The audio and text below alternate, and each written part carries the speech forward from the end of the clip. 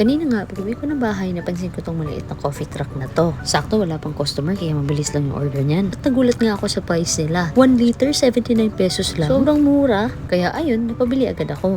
At dahil happy ako ngayong araw, manilibre ako ng kape. Natuwa talaga ako dito sa 1 liter, oh, ang laki. Malakas ako kumain pero hindi ko kaya ubusin yung 1 liter. At kahit nagkanda hirap-hirap na ako sa bitbit ko, hindi ko na matiis na tikman talaga tong kape na to. Sakto kasi may inaantay pa kaming order kasi nakalimutan naming isabay.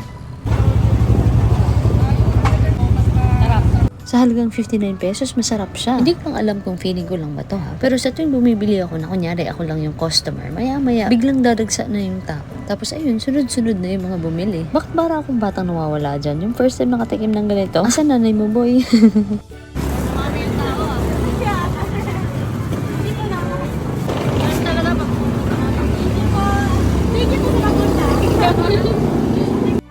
Ayan oh, dami ng